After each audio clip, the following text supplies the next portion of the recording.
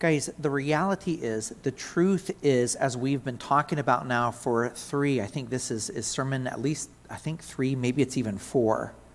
Guys, when it comes to trying to help other people, the line can often be blurry between being careful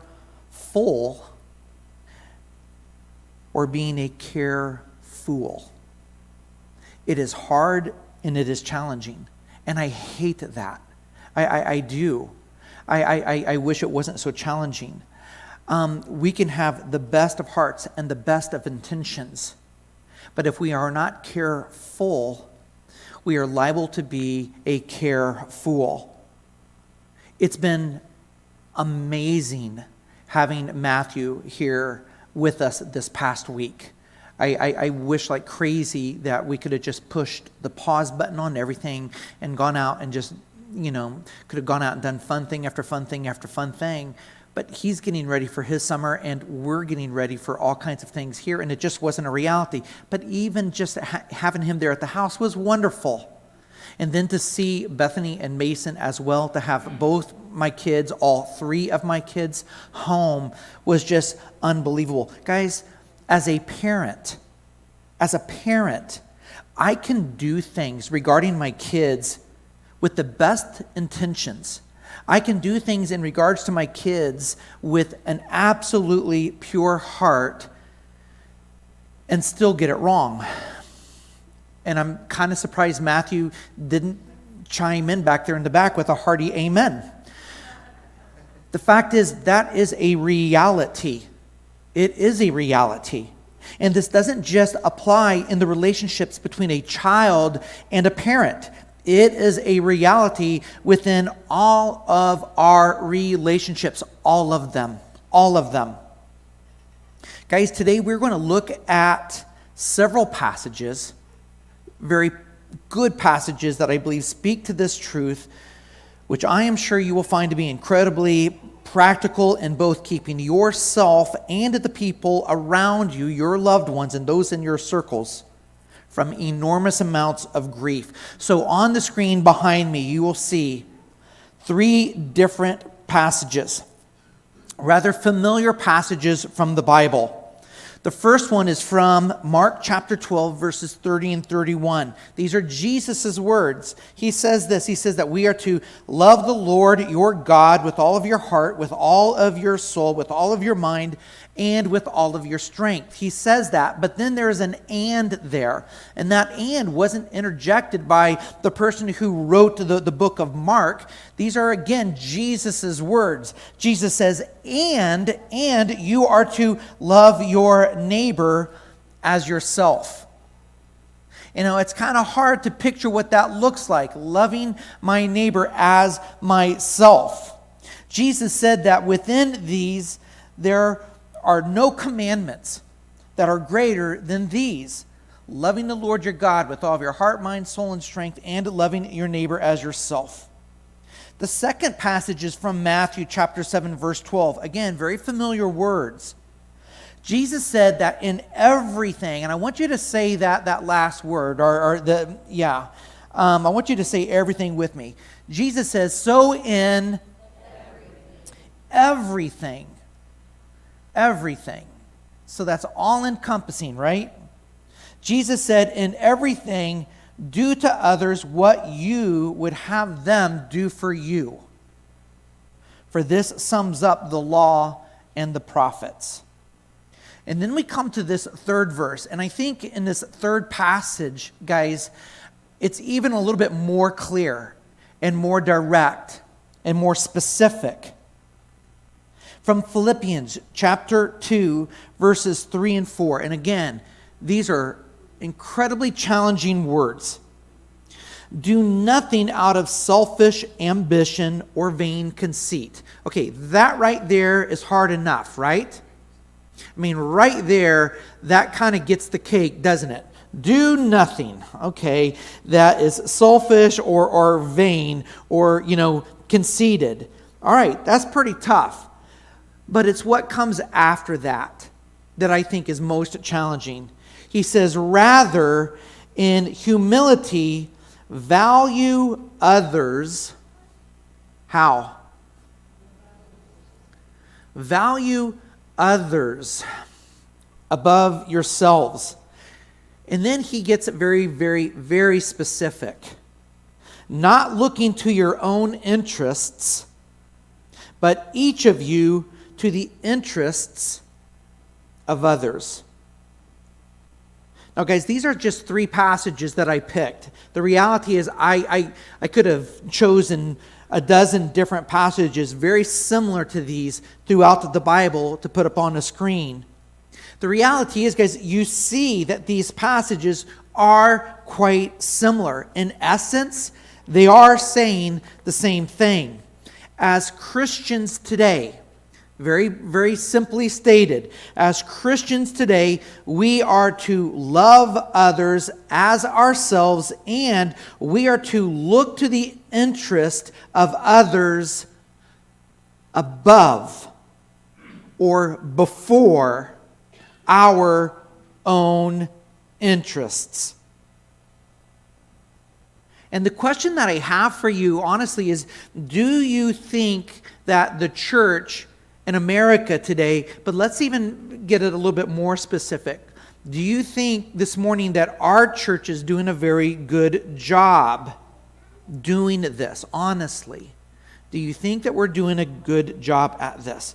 Guys, I have never really seen anyone go up to their neighbor and say to their neighbor, hey, come here. I was thinking about this for a little while now, and I realized that you probably need my car more than I do. So here are the keys. And the title's in the glove box. It's already been signed. All you have to do is take it to the BMV and they'll get you squared away. I know that you'll be able to get a whole lot more good out of this car. I know that you'll be able to do all kinds of good things by having this car. I have never really seen that. Have you? Guys, I said that I've never really seen that, but the reality is I have. I have seen that. But I do think that such things are incredibly rare. Guys, I'll tell you another thing. I have certainly never, ever, ever seen someone go up to the guy with the homeless sign and say to him, hey, here's the deed to my house. I know that you'll be quite comfortable there. In fact, you know what? Why don't you just hop into my car right now and I'll drive you over there. I have never, ever, ever seen that.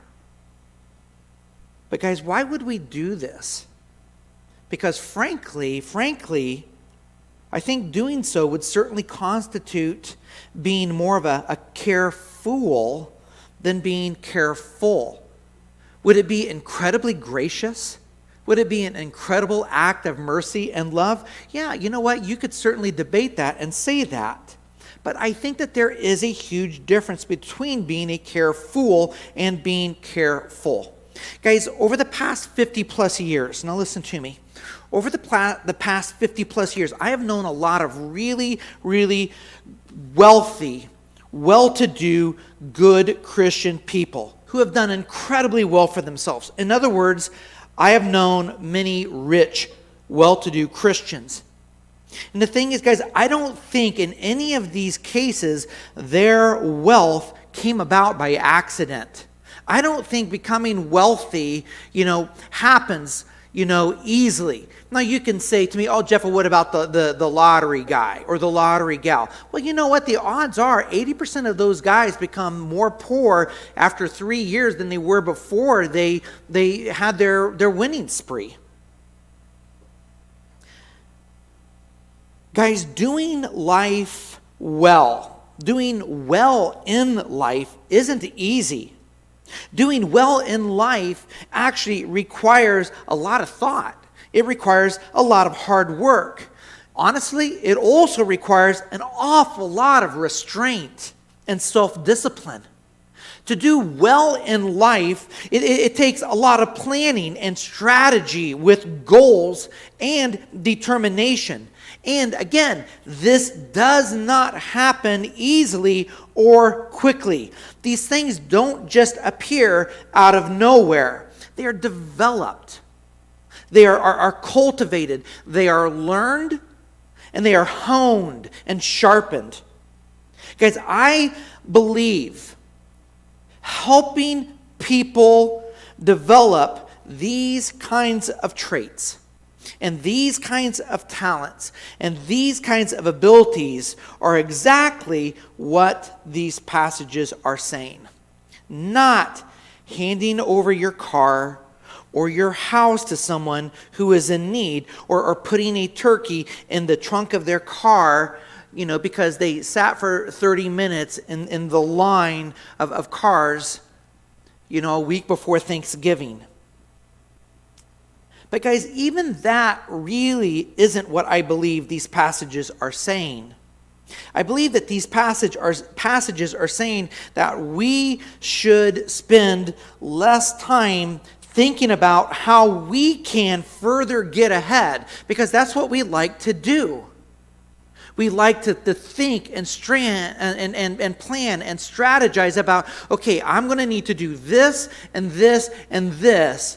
And then 5 years from now, I should be at a much, much, much better place than I am right now. Guys, I believe that these passages are saying that we should spend less time. Everyone say it with me. We should spend less time thinking about how we can get ourselves further ahead. And instead, we need to spend more time. Everyone say those words with me. We need to spend. I think that the Bible is clearly telling us that we should spend more time thinking about how we can help other people get ahead instead of ourselves. And quite frankly, guys, I think if we were to master that, and I say master because I don't think that these things are easy, but if we are spending more time, and I get it, we do that with our son and our daughter. We were looking for houses all over the place yesterday. Matthew went and he signed a contract over at a place in Ohio where he's going to be working over the summer. And Amy and I, were thinking through things and loans and all of this stuff for our kids and everything. That makes sense. That's natural. This is family. Okay, we do that. That makes sense. But what about the neighbor? Or what about the other person at church? What about the person that you work with that you see who's just struggling? Maybe a whole lot of things in their life is going great, but they have an area in their life where they are struggling, and it's obvious that they are struggling. And it doesn't have to be a financial thing. It could be a relationship kind of a thing, or a trust kind of a thing, or an arrogance kind of a thing, or it doesn't matter, guys, what it is. We love to self-reflect or interflect, or however you say that. We love to look at the mirror and kind of think about, okay, if I do this and this, I can, I'll be in a better place. We do that all the time. But the fact is the Bible is saying that we need to be doing this for other people. Guys, it's so counterintuitive today to our culture to do this. Now, we have a family that's here today. Linda's family's here today. Linda, we could take the time to introduce. I think a lot of people have met them and stuff like that. You have a lovely family. You just do. I mean, wonderful. You guys did good. Your kids are amazing. Guys, they just came back. First of all, where did you just come from? Where were you guys at? You were at Vietnam. Okay, Vietnam. Anybody other than Dave Beckman to Vietnam? I don't know. So, but okay, so you were in Vietnam. Okay, that's interesting. And how long were you in Vietnam? 2 months. Did you take your kids with you? 2 of them. Did you get to go for free? No. Okay, that's interesting. It's interesting. Guys, putting other people's interest in front of your own is not an easy thing to master. This is just not an easy thing to master. Now, I'm not saying, and please don't misinterpret me, and I don't want to go off on a tangent, but I might, okay? So, I'm not saying, oh, well, put your arm around them and love them despite. That's not what I'm saying. That's not what I'm saying. You know, there's a difference between being careful and being a carefool.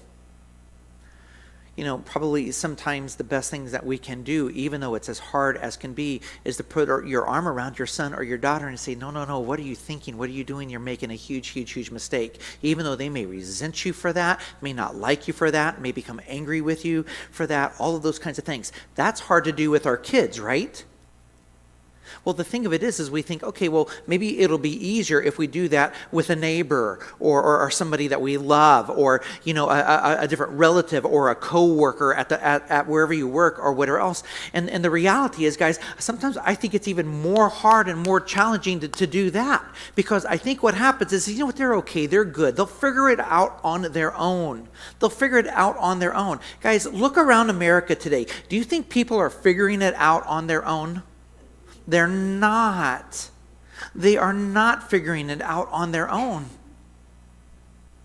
And so, well, what are we going to do? I don't want to interject. I don't want to be like all nosy and putting myself into their business and those kinds of things. Yeah, you know what? We're talking about things that are not easy. These are challenging, hard things. There are neighbors around me that I have spent 7 years now trying to figure out how to minister to them. Some of them are hurting and struggling in different areas, in different ways. And I see that. I recognize that. And I feel like, not out of my wisdom, but because of what the Lord has shown me from His Word, I could bring some truth and some light into these difficult, problematic areas that would be so beneficial to them, where they could just like breathe. I mean, you know what it's like when you've been just so stressed out and you just feel like you've got the whole weight of the world on you. And finally, you know, it was, I mean, honestly and truly, it was like when I walked down those steps and I turned the corner and I saw my daughter, and all of a sudden it's like everything just like poured off of me. And I was just able to go, wow. It was kind of like that.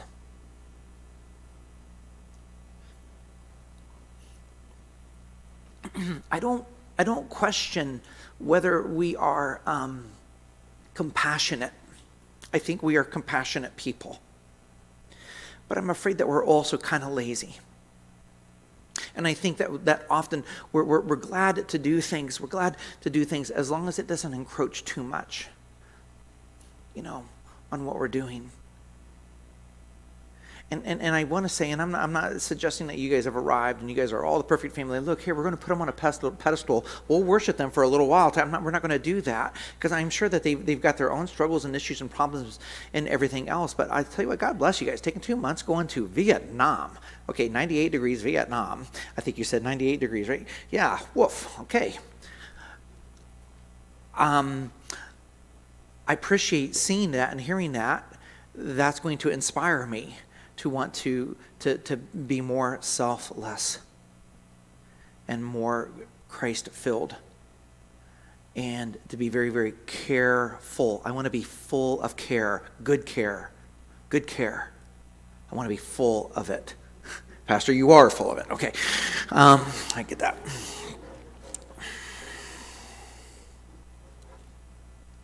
I like the word interest. Do you like the word interest? Look, there it is. That's an interesting word. We love the idea of building interest on our investments.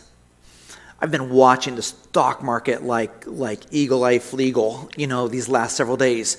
Oh, it's like ridiculously low. Should I buy? Should we throw some money in that? Or is it going to get worse? You know, or is it even just going to tank? You know, I like the idea of building interest on an investment. Matthew is taking an investment. He is investing in his future by going to college. He believes the interest that he will earn will far exceed the investment that he is doing. He has wisely thought long and hard about all of these things.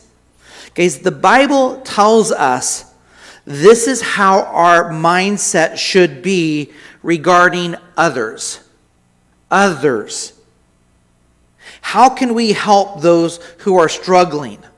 Develop a strategy where they can succeed, where they can learn good principles, where they can develop goals, where they can become more and more self-disciplined and have determination and develop a strong work ethic. And then the self-respect that comes from achieving, from being successful. Guys, if we were to do this, if we were to figure out how to help people to come along and do this to the point where they were successful in doing this, do you all realize that 80% of the people that are on depression medicine and anxiety medicine, in and around this circle would be able to go off of their medicines? Seriously. Now, I want to share with you step number 1. Are you ready? Everyone say step number 1. Guys, this is step number 1 of what I think we need to do to help make these things a reality. Do you guys remember the guy? He's still alive. I think he's 98 or 99 years old right now. Do you remember Charlie Munger? Y'all remember who that is? Charlie Munger is an American billionaire, investor, businessman, former real estate attorney. He is the vice chairman of Berkshire Hathaway, the conglomerate that's controlled by Warren Buffett. Buffett has described Munger as his closest partner and his right-hand man. Guys, I have to tell you, last month, I watched an incredible interview. It was incredible. It was so interesting. An interview with Charlie Munger. And I want to share with you some of the things that Munger said during the interview. Now, you can read it. It'll be on the screen behind me. I watched the video, so I watched it 10 times, and I had to write, and go back and make sure that I had it correct. I can read it, but you can also listen to me. This is what he said. He said that the basic needs. Now you have to get that in your head first and foremost for this to make sense. He says the basic needs of Americans are pretty well filled across the United States. He said in the United States, the principal problem of the poor today is that they are too fat. That is very different. That's a very different place from the past. In the past, they were on the edge of starvation. And what happens is, and this is very interesting, is with all of this enormous increase in living standards and freedom and the diminishment of racial inequities and all of the huge progress that has come, people are less happy about the state of affairs than they were when things were way tougher. And that has a very simple explanation, he says. He says, the world is not driven by greed. It is driven by envy. And let that sink in, please. The world is not driven by greed. It is driven by envy. And the fact that everybody is 5 times better off than they used to be, they take that for granted. All they think about is that someone else is having more now. And it's not fair that we should have, or it's not fair that they should have it when we don't. Or maybe I said that backwards.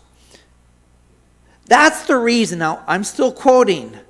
Charlie Munger here. He says, that's the reason that God came down and told Moses that you couldn't envy your neighbor's wife or even his donkey. I mean, even the old Jews were having trouble with envy. And so it's built into the nature of things. It's weird for somebody my age at 99 years old because I was in the middle of the Great Depression when the hardship was unbelievable. I was safer walking around Omaha in the evening than I am in my own neighborhood in Los Angeles after all this great wealth and so forth. Now listen, because this is where I think it gets most profound. He says, so I have no way of doing anything about it. I can't change the fact that a lot of people are very unhappy and feel very abused after everything's improved by about 600% because there's still somebody else out there who has more. Everybody say, oh. That's some pretty good eye-opening truth. I do appreciate Charlie Munger having the courage to just simply say it. Now, of course, he's 99 years old and he's a billionaire. What are they going to do to him, right? All right, I get that. What's step number one? As Christians, guys, come on. As Christians, whatever the Lord has blessed you with, will you stop flaunting it for everyone else to see, please? Seriously? I think of the verse in Matthew chapter 18, verse 6, where Jesus said, whoever causes one of these little ones who believes in me to stumble, it would be better for them to have a millstone hung around their neck and drowned in the depth of the sea. Now, guys, I do suspect that Jesus had more serious kinds of stumbles in mind when he said this. But guys, seriously, for crying out loud, why set someone up to struggle with the effects of envy? And yet we do it all the blasted time.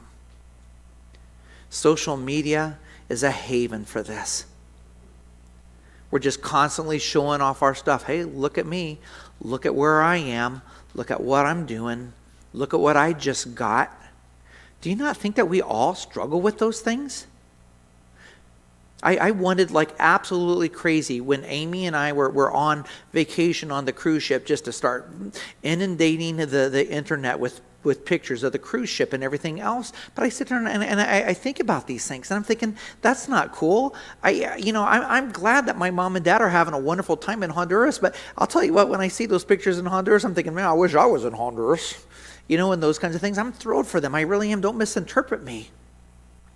But why would we set people up and put them in a place where they might feel envious or want to covet? Why would we do those kinds of things? I think we needed to be very, very, very careful here.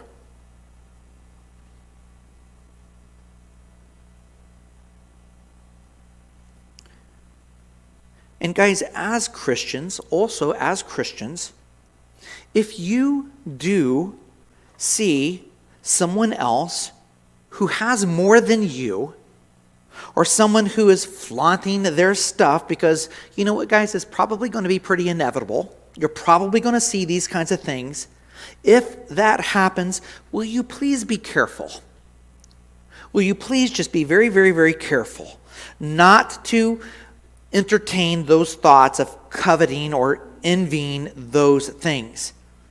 Because, guys, the reality is you are probably more well off than 98% of the people in the world, more than 98% of the people who have ever walked or stepped foot on this earth, in this world.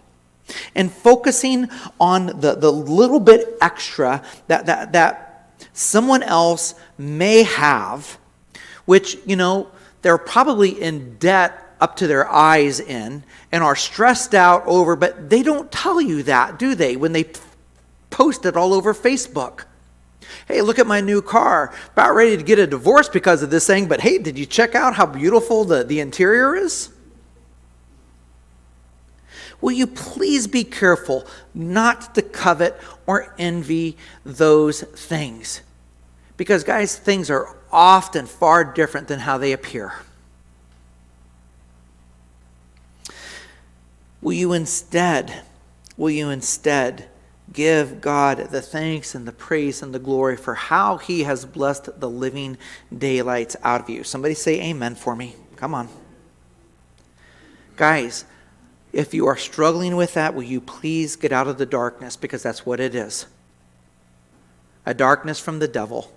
Will you please come out of the darkness and see things for as they really are and how insanely blessed you truly are?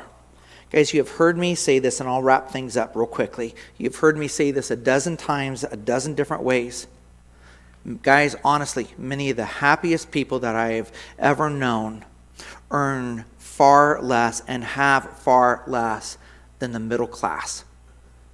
Some of the happiest people that I've ever met were the people that were up in Elkhart who had squat nothing, who had combined family incomes less than $35,000 a year. And yet, even though they had to go out there and jumpstart the car to get to church, and their windshield wipers were a joke, whatever.